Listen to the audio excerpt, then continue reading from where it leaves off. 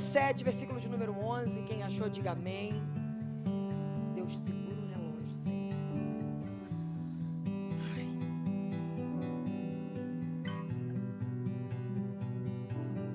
E aconteceu que no dia seguinte foi ele a uma cidade chamada Naim. Dá um aviso aí que está falando alto aí, por favor. E com ele muitos dos seus discípulos e uma grande multidão. Quando chegou perto da porta da cidade, eis que um homem, um jovem, morto, era carregado para fora, filho único de sua mãe, que era viúva, e uma grande multidão estava com ela. Vendo-a, o Senhor se compadeceu dela e disse-lhes: não chores. Chegando-se, tocou o esquife, e os que levavam pararam, e ele disse: jovem, te digo, levanta-te. E o que estivera morto sentou-se, começou a falar. Jesus o devolveu a sua mãe. E sobreveio sobre todos um temor, e glorificavam a Deus, dizendo: grande profeta se levantou entre nós, e Deus visitou o seu povo. E a notícia sobre ele, diga sobre ele, mais uma vez, sobre ele, se espalhou por toda a Judeia e por toda a região ao redor. Fala conosco nessa noite, Jesus. Nós desejamos ouvir a tua voz. Nós sabemos que a tua palavra ela é poderosa para mudar qualquer circunstância. Não tem a ver com quem prega, não tem a ver com voz, com eloquência. Senhor, é a tua palavra. Ela é a verdade que liberta. Senhor, quando o Senhor determina algo, ninguém pode invalidar. Então eu te peço, dispensa anjos ministradores no nosso meio nessa noite. Que esse culto seja marcado pela tua glória.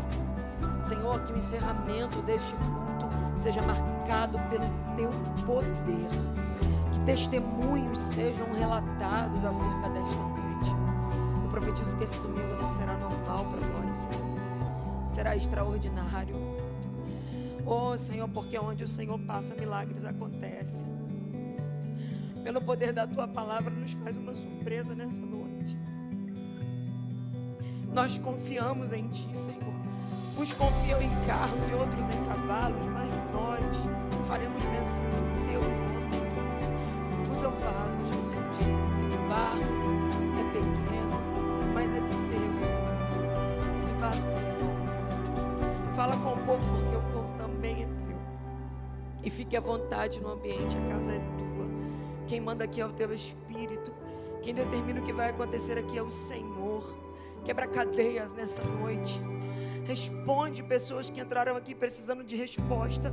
Gente que está com o coração entristecido, com a alma angustiada, aprisionado.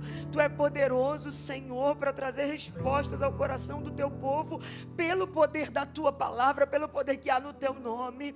É por isso que nós confiamos em ti. Fala conosco nessa noite. É o meu pedido a ti, no teu nome mesmo, Jesus. Amém e amém. Glória a Deus. Glória a Deus, glória a Deus.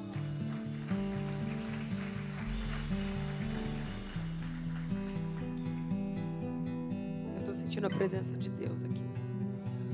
Aleluia. O Espírito Santo está no nosso meio. Eu sei que você que entrou aqui precisando de respostas, talvez está passando por uma fase difícil, talvez a pior fase da sua vida, o que você olha e pensa, não tem jeito. Deus trouxe aqui para dizer: eu posso mudar a sua história em questão de segundos. O que para você é impossível, para mim é nada. Eu posso te surpreender. Deus não te trouxe aqui à toa. Quem te trouxe aqui foi o Espírito Santo. Capítulo 7, versículo de número 11 do Evangelho de Lucas, está nos contando a história de uma mulher. Ela era viúva, já tinha perdido seu marido, óbvio, viúva. Já tinha feito o trajeto até o cemitério uma vez, chorando em lágrimas, dores, tristeza. Mas, após voltar desse cenário, uma coisa ainda lhe restava: seu filho, único filho. E, culturalmente, a responsabilidade sobre ela agora, quem vai ajudá-la, quem vai cuidar dela, é esse garoto. Só que o versículo 11 está nos narrando que agora ela está indo fazer o enterro deste menino. Eu não sei que mal lhe acometeu, A única coisa que eu sei é que os recursos da terra se esgotaram e uma sentença chegou na casa dela: morte, acabou, não tem mais jeito. Era filho único daquela mulher e ela se vê de novo vivendo algo que ela não queria viver. Passou uma vez por aquele cenário, viveu uma vez aquela história, passou uma vez por aquela situação, foi difícil, doloroso, e agora ela está tendo que repetir tudo outra vez, tudo de novo. Caixão, o esquife, o menino, pessoas carregando, gente chorando, ela chorando, aquele dia que a gente olha e fala: eu queria que não existisse. Aquelas situações que a gente olha e fala: eu queria que não fosse comigo, que parece que é um pesadelo, mas que a gente não tem como fugir daquilo. Não planejou, se pudesse planejar seria de outro jeito. Não tinha como, não tem controle sobre a situação. É o que está acontecendo com essa mulher agora. Só que eu preciso que você entenda: os evangelhos, eles são exclusivamente escritos não para contar sobre as derrotas das pessoas. Então entenda, essa mulher não entraria na história, seria mais uma como muitos outros viveram. Vai enterrar o filho hoje, amanhã vai ter que aprender a viver outra vez, vai ter que reaprender a viver com essa dor, sobreviver no meio desse cenário. E aqui está a história dela. O texto diz que ela estava saindo de Naim, cidade onde ela morava. Naim significa lugar agradável. Com ela ia uma grande multidão, uns porque se compadeciam pelo momento dela, outros porque eram curiosos e queriam ver o que estava acontecendo, outros porque eram pagos para chorar em velórios. E por mais que tivesse uma grande multidão com ela, ela estava sozinha. Por quê? Quem mais sabia daquela dor? Ninguém. A única pessoa que podia mensurar o nível da dor que ela estava sentindo era ela mesma, e ninguém mais. Por mais que alguém batesse no ombro e falasse: eu te entendo, por mais que outra pessoa dissesse: eu consigo imaginar o que você está passando, não adianta. A única pessoa que sabia de verdade o que ela estava sentindo era ela. Então, por mais que existisse uma grande multidão ao redor dela, ninguém podia fazer nada por aquela mulher. Era ela e ela mesma, e ninguém mais. E lá vai ela, saindo da cidade, caminhando em direção ao cemitério para enterrar seu filho.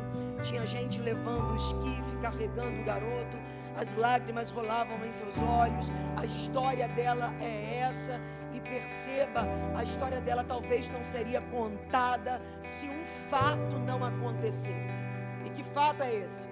Porque o texto é escrito para contar essa história que eu vou te contar agora. Deixa a história dela aqui no canto e vamos falar do que seria escrito. Jesus cura o servo do centurião. Está saindo de um lugar de milagres. Uma multidão acompanhando ele. De novo uma multidão. Do lado de lá a multidão está chorando. E a gente não vai contar essa história porque pela lógica não contaria, como muitas outras aconteceram. Jesus está aqui, uma grande multidão. Acabaram de ver o servo do centurião sendo curado, acabaram de viver milagres, e fato é que onde Jesus estava, muitos milagres aconteciam. João diz que tem para ele que se todos os milagres que Jesus fez fossem escritos em livros, ele acredita que nem todos os livros da terra poderiam conter a quantidade de milagres, de tantos milagres que aconteciam. Então os que são escritos aqui são para que você entenda o que Jesus fez, mas tem muita coisa que não deu para ser relatada. Por exemplo, se Jesus estivesse num ambiente como esse aqui agora, fisicamente, a casa do vizinho do outro lado era alcançada, a casa da frente era alcançada, alguém lá do outro lado levantava e era curado, e ninguém nem sabia por quê. Era um ambiente de milagres que acompanhava Jesus. Tem uma multidão com ele aqui, a multidão está alegre, a multidão está festejando, é gente pulando, é gente cantando, é gente se alegrando, e Jesus está indo em direção à cidade de Naim. Tem alguma coisa que aconteceu em Naim e que não vai ser contado agora, mas vai acontecer um encontro. Que encontro? No portão da cidade, uma grande multidão vem com Jesus e uma grande multidão vem com a mulher. Lá tem lágrimas, lá tem choro, lá tem desespero. Aqui tem alegria, aqui tem empolgação, aqui tem ânimo, aqui tem fé, aqui tem júbilo. E de repente, as duas multidões se encontram. o encontro das multidões. E aí, nesse cenário tem gente alegre, mas também tem gente triste. Nesse cenário tem gente feliz, mas também tem gente que não está feliz. Tem gente sorrindo, mas também tem gente chorando, porque está falando de um encontro de multidões. E quando a Bíblia fala de multidões, está falando de muita gente. É gente diferente, com vários problemas, com várias situações, várias circunstâncias. Mas eu te contei sobre a história de uma mulher, que talvez não seria narrada a história dela, mas Lucas diz que no meio de uma grande multidão, ele fala assim: e vendo-a o Senhor. Eu vou repetir para você entender, porque o texto não diz assim, e vendo. Porque se eu dissesse vendo, eu estou dizendo que ele viu tudo e qualquer coisa. Mas quando Lucas coloca um artigo definido no final do verbo, ele está dizendo que Jesus enxergou.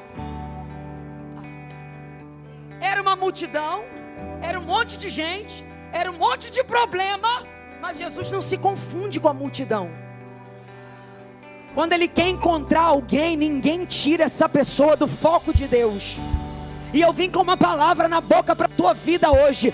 Hoje você é alvo de Deus. Queira o diabo ou não, queira o inferno ou não, Jesus vai te encontrar nessa noite para mudar a tua história. Chacoalha a mão de quem está do teu lado e fala para ele: você é alvo de Deus. Fala para ele: o céu mirou em você hoje. Fala: você não volta para casa do jeito que veio. O céu decidiu mudar a tua história. Gabriela, mas tem muita gente.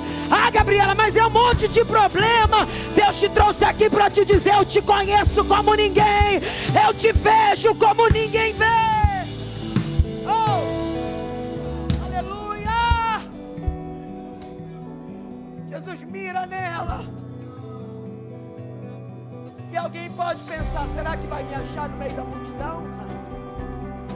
Ele te trouxe aqui para te dizer: quem é que te tira da minha mira? Oh, aleluia. Tu só está aqui porque Ele mirou em você.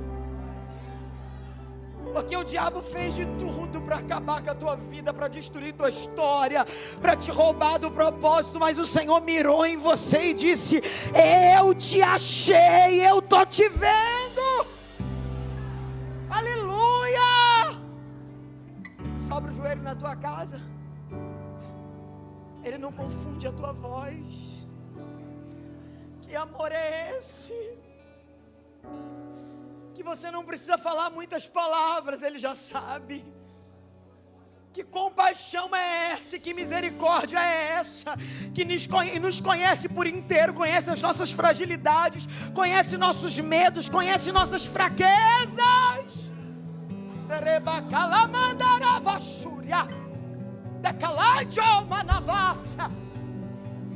Quem tem essa capacidade?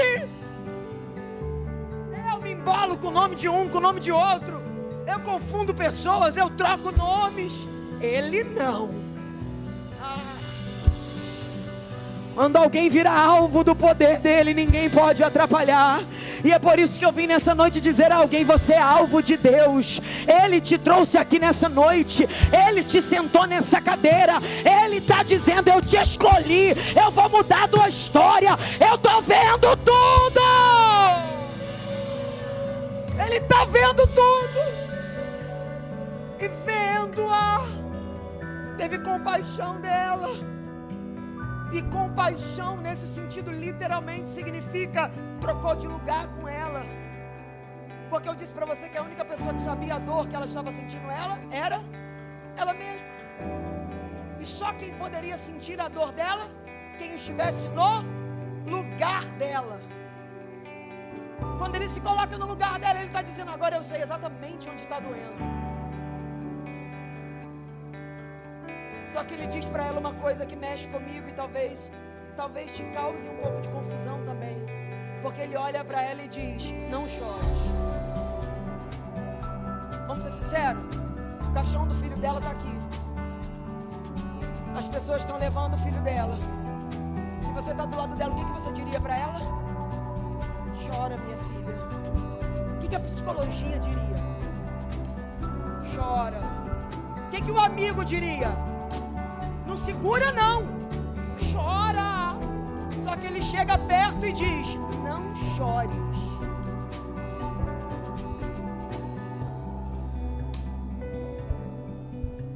Quando ela olha para o caixão, qual é a vontade? Mas o que ele está dizendo? Quando ela olha para a situação, qual é a vontade? Mas o que ele está dizendo? Você percebe que o que ele fala não combina com o que o cenário fala? Você percebe que o que ele te convida a fazer não faz sentido? Ele vai te convidar a se comportar de um jeito que vai parecer loucura. Mas eu vim dizer para você: a melhor escolha da vida é obedecer a palavra que Ele está te entregando. Pega na mão de alguém, chacoalha essa pessoa e fala para ela: mesmo que pareça loucura, mesmo que pareça confuso, obedeça, obedeça, obedeça, obedeça. Ele te respalda, obedeça. Ele te garante, obedeça. Ele te sustenta, obedeça. Ele é teu refúgio, obedeça.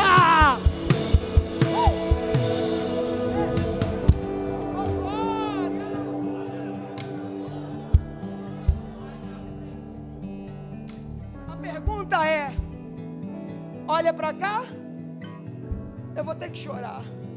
Ouve o que ele está dizendo? Não chores. A minha pergunta para você é: vai ficar com o que os teus olhos estão vendo? Ou com o que a boca do mestre está falando? Pergunta para alguém: vai ficar com o que os teus olhos estão vendo? Ou com o que o mestre está falando? Você vai ter que ter maturidade para entender que Jesus chega para ela e diz: não chores. Ele não diz para a multidão: ei, estou mandando ela parar de chorar.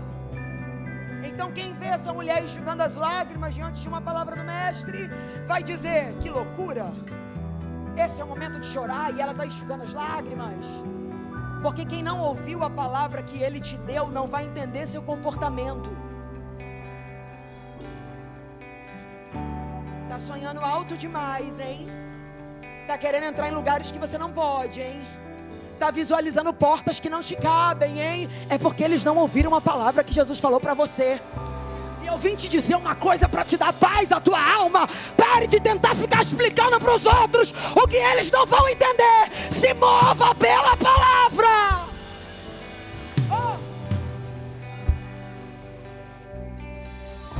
Eu não estou entendendo por que fulano está se comportando assim. Você não vai entender mesmo, ele tem uma palavra.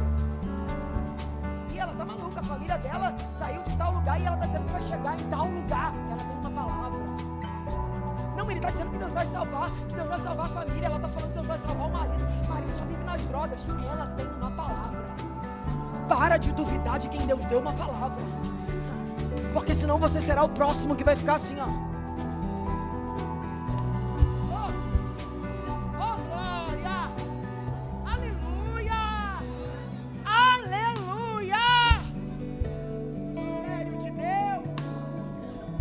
Trouxe aqui para te lembrar: você tem uma palavra. Está se movendo pelo que os teus olhos veem, por quê? Está tendo medo das circunstâncias, por quê? Está sonhando só dentro das tuas possibilidades, por quê? Se eu te dei uma palavra, a minha palavra é tudo que você precisa. A minha palavra é o teu respaldo. A minha palavra é o chão para você pisar. A minha palavra é céu para você voar. A minha palavra é tudo o que você precisa. Pelo amor de Deus, não está acontecendo. Eu tenho uma palavra. Só quem tem fé, só quem tem fé. Eu tenho uma palavra. Eu tenho uma palavra. Eu tenho uma palavra. Ela vai se cumprir. Ela vai se cumprir. Ela vai se cumprir. Fiel é quem prometeu. Eu tenho uma palavra.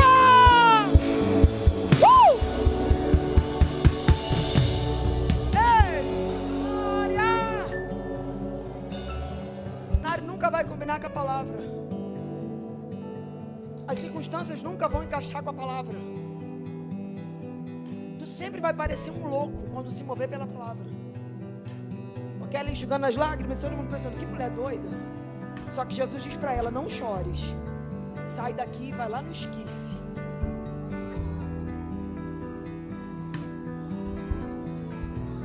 É isso. Ele libera uma palavra aqui. Onde é que está o problema? Lá. Ele liberou a palavra aqui, saiu daqui e foi lá.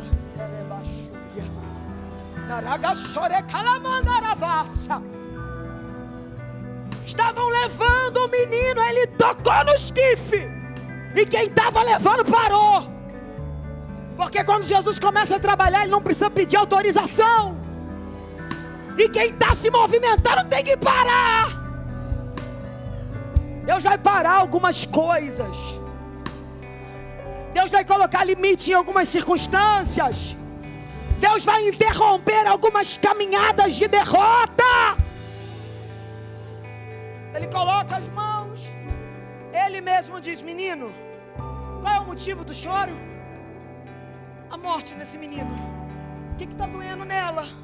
A morte nesse menino. E ele disse para ela, não chores. Só que a minha pergunta é, como é que ela não vai chorar se está doendo? Ele disse, se move pelo que eu estou falando, porque eu vou fazer acontecer o que eu falei. Menino, levanta. O garoto se senta, começa a falar. E a Bíblia diz, e Jesus o devolveu à sua mãe. Pega isso aqui, que isso aqui é a revelação de Deus. Não foi a mulher que foi até o menino. Quem trouxe o menino até a mulher foi Jesus. Porque quando você recebe uma palavra, quem traz tudo ao teu encontro é Ele. Quando você se comporta em fé, Ele faz a terra se mover para encontrar com a palavra que Ele liberou. Meu Deus, eu estou com vontade de sair correndo pelo meio do corredor dessa igreja. Eu estou com vontade de sair voando aqui. Porque Deus veio levantar esperanças. Deus veio levantar a fé de pessoas. Deus veio avivar corações.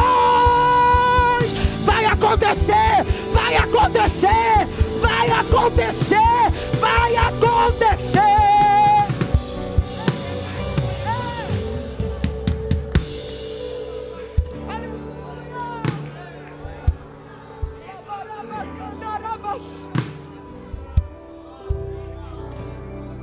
Às vezes a gente já se frustrou tanto.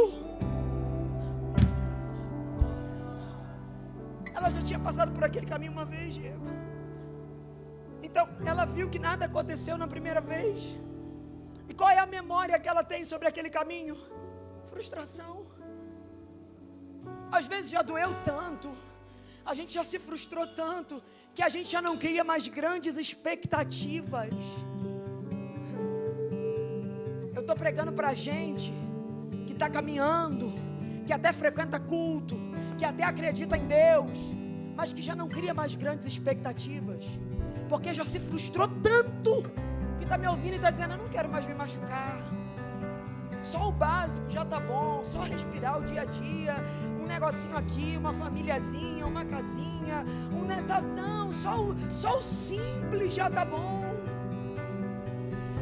Aí Deus te sentou aí para te dizer, você está achando que eu sou o quê?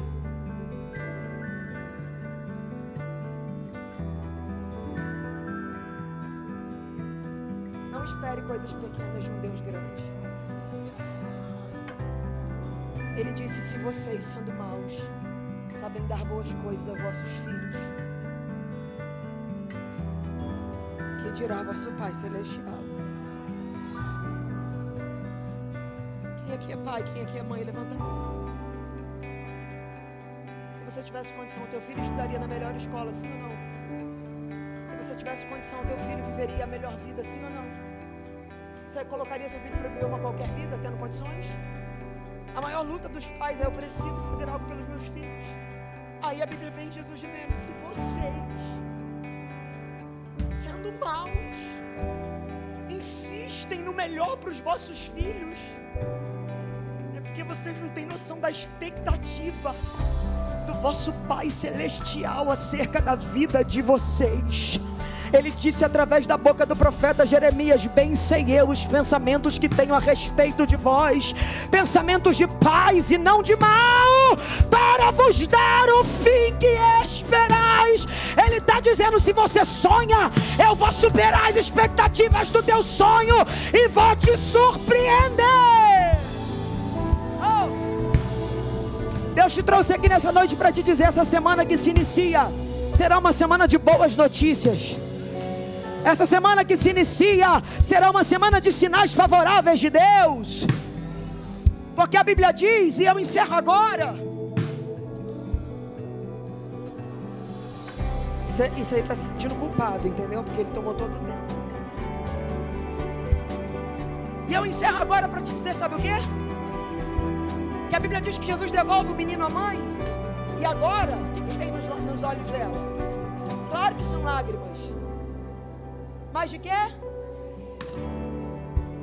Quando ele disse não chores, ele estava dizendo: para de se comportar ou de agir pelo motivo errado, ou pela motivação errada.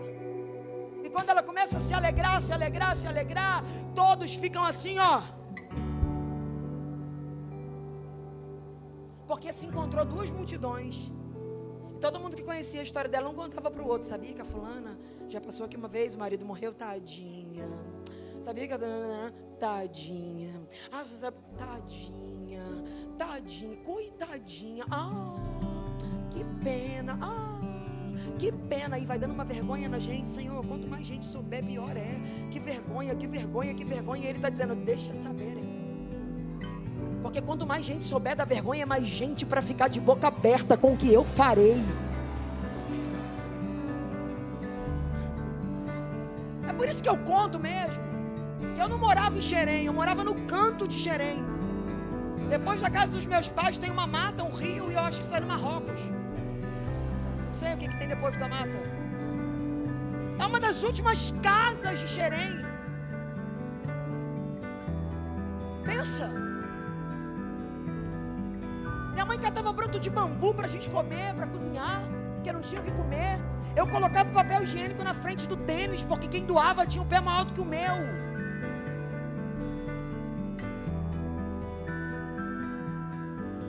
Você não tem vergonha não? Eu quero que saibam mesmo. Por que, Gabriela? Olha onde você está, o lugar onde você está. Você está falando isso? Claro que eu tenho que falar, porque eu quero que vocês saibam que se Ele fez na minha vida, Ele também fará na sua. Ele não é limitado, o poder dele não diminuiu. Ele ainda continua sendo Deus.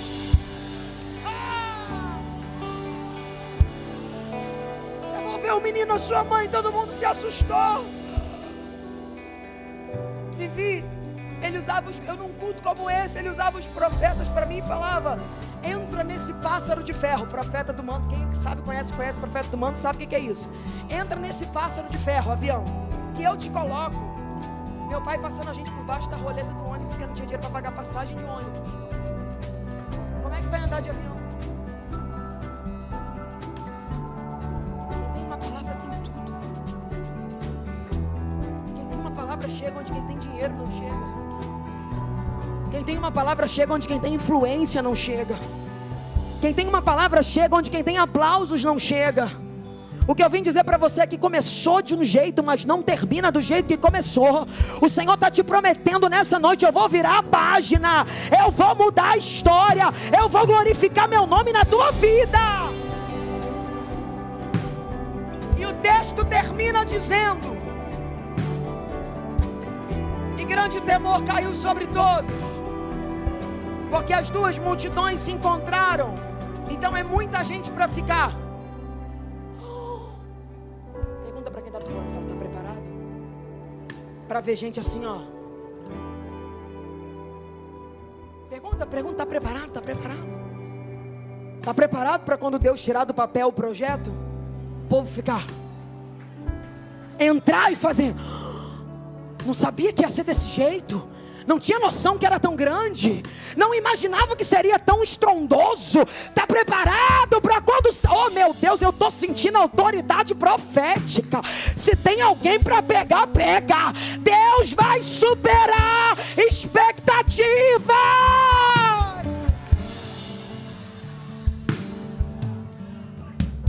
morreu a mãe, todo mundo. Só que a Bíblia diz assim, e a fama dele quem? Dele quem? Dele quem?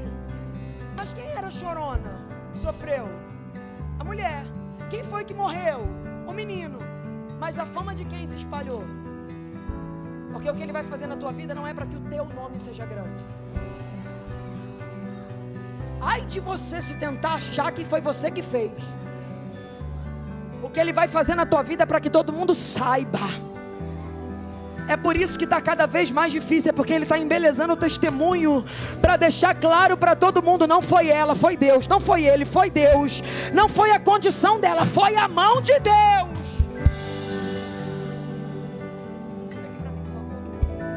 Só que nesse texto a gente se identifica com a mulher que precisa de um milagre. Mas eu quero hoje, nessa noite, te lembrar que nesse texto, há um tempo atrás, sabe quem nós éramos? Um menino no caixão, jovem, com projetos e sonhos, mas que a morte chegou e disse: acabou. Era o que o diabo tinha feito com a gente. Não passávamos de filhos mortos, até que pelas portas de Naim, o filho vivo, veio andando. E essa história não é sobre o encontro das multidões. Essa história é sobre o encontro de dois filhos, o filho morto com o filho vivo. Quem era o filho morto? Você. Quem era o filho vivo? Jesus. Ele tocou no esquife que te prendia e disse: levanta, receba a vida, levanta, receba uma nova história. O pecado não tem mais domínio sobre tua vida. O diabo não pode mais acorrentar você. Ele te libertou e ele está dizendo: desfrute da minha liberdade na sua vida. O meu sangue é poderoso para te tirar desse abismo. Não aceite sentença de morte. E quando eu digo morte espiritual. Projetos, sonhos, expectativas. O diabo está pregando para você que não vai dar certo. Ele está dizendo: ei, quando vocês estavam mortos em seus delitos, Ele nos resgatou. Ele nos transportou do império das trevas. Ele nos arrancou do império das trevas e nos transportou para o reino do Filho do seu amor, em quem temos a remissão dos nossos pecados. Por que eu estou falando isso? Porque nesse momento eu preciso que você seja grato por uma coisa, a mais importante de todas: a morte que te deu vida. Eu quero que você conscientize alguém que está do seu lado, olhe nos olhos dessa pessoa e diga para ela: se não fosse Jesus, nem aqui você estaria. Fala para ele: o pecado tinha destruído tudo, mas o sangue de Jesus reconectou todas as coisas. Você é escolhido de Deus, você é amado do céu. Fala: Ele deu a vida para que você tivesse vida. Fala para ele: não aceite maldições, não aceite sentenças de morte. Fala: você é livre. Diz para ele, diz: todo o peso está saindo dos teus ombros, todo o peso está sendo arrancado de você. Vai embora peso, vai embora peso de frustração, peso de medo, peso de fracasso. O sangue de Jesus nos purifica de todo o pecado. Você está com seu cálice aí? Pega ele, pega ele. Cálice, cálice. Pega ele, pega ele. Quem não recebeu, levanta a mão. Obrigado. Quem não recebeu, levanta a mão. Tem gente aqui, ó. Talvez você esteja me ouvindo e diga assim: pastora, eu não sou batizada ainda, mas assim, eu estou ouvindo essa palavra e eu quero participar da ceia. Eu quero agora, eu quero. O único pré-requisito que a Bíblia diz é: examine o homem a si mesmo. Ah, pastora, mas eu pequei ontem. Mas se você confessar hoje e disser para Deus: Deus, eu quero uma nova história, você está apto para sentar nessa mesa. Participe desse banquete. Pegue o seu cálice agora, porque o filho vivo se encontrou com os filhos mortos e trouxe vida a quem estava morto. Oh glória! Feche os seus olhos. Imagine que você está sentado numa mesa e nessa mesa só tem você e Jesus. Ele está de frente para você, olhando nos seus olhos. O que você diria a Ele nesse momento? Como você agradeceria a Ele por tantas coisas que Ele tem feito pela sua vida? Quais são as verdades que você diria para Ele agora? Talvez alguém diria: me perdoa, eu não estou conseguindo ser quem eu gostaria de ser. Talvez alguém diria: tem misericórdia de mim, eu preciso de Ti. É a tua oportunidade. Tu está de frente para Ele, sentado nesta mesa, a mesa do banquete, e Ele está dizendo: o meu sangue te deu direito a isso. Oh glória, oh glória.